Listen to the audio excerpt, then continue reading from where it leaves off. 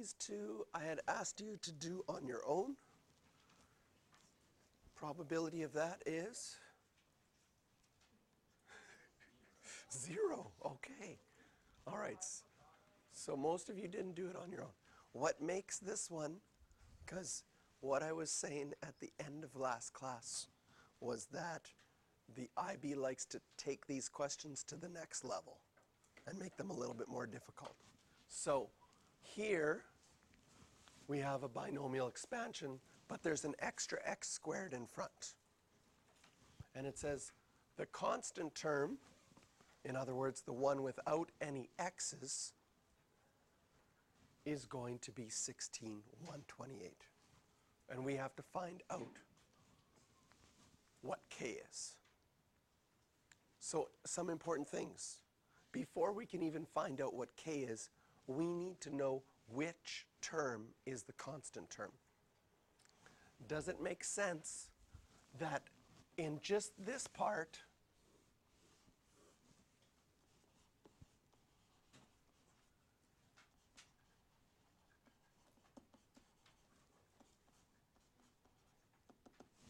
we need a term with an x squared on the bottom? Because what's going to happen to that term? It gets multiplied by an x squared. So if we want to have the constant term, if we just look at that section needs to have an x squared on the bottom.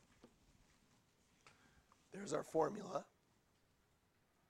And we need to expand this formula so we have an x to the minus 2 or an x squared on the bottom.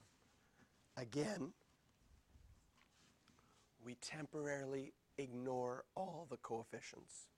So the coefficients, things that would affect the number in front, are the combination, the 3, and the k.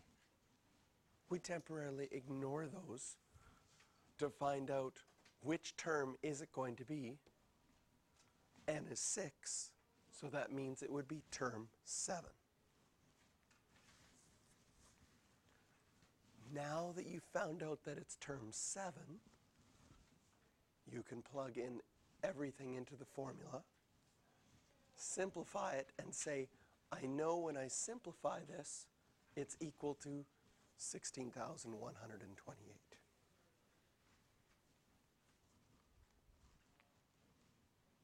And now it's just a matter of solving for k. One last complicated thing that they did in this question.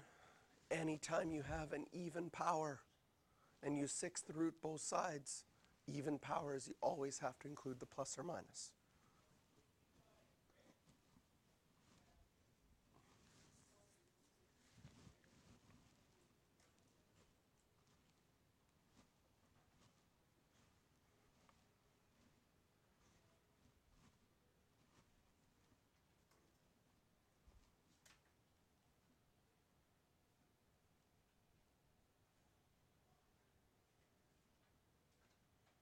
So including that x squared in front of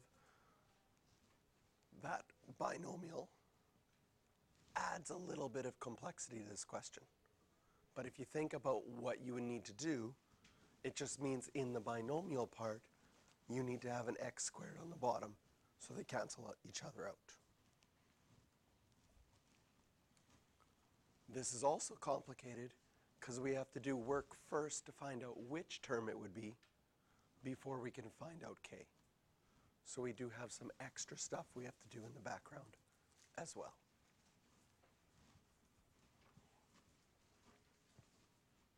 All right, same thing happens in 8. In 8, it just says expand and simplify. That's really straightforward. You can use your formula on your formula booklet really easily for this.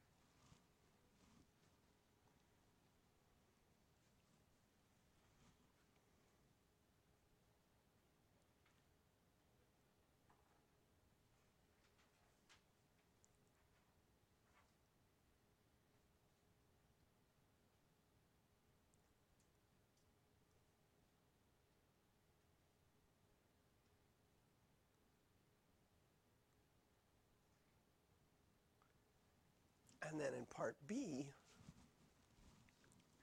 they add the extra thing in front again.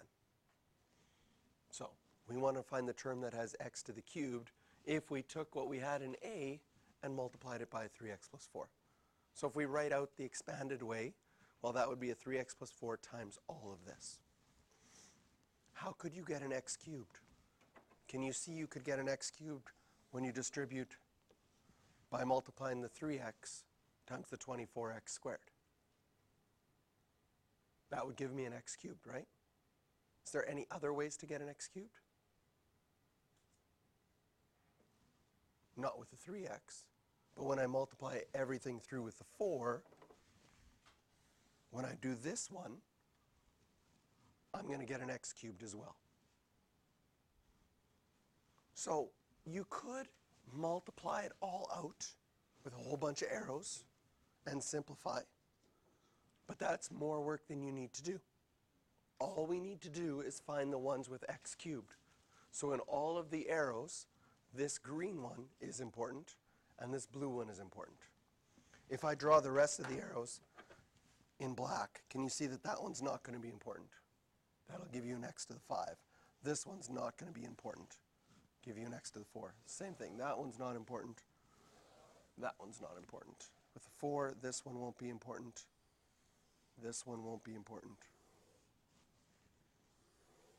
I mean, that's how you would expand it completely.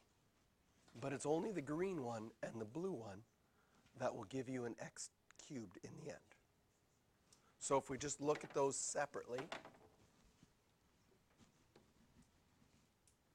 24x squared times the 3x, that gives me 72x cubed. Sorry, my arrows, move them out of the way. And if we take the 4 times the negative 8x cubed, we get negative 32x cubed. We could combine those together, and you'd be left with 40x cubed.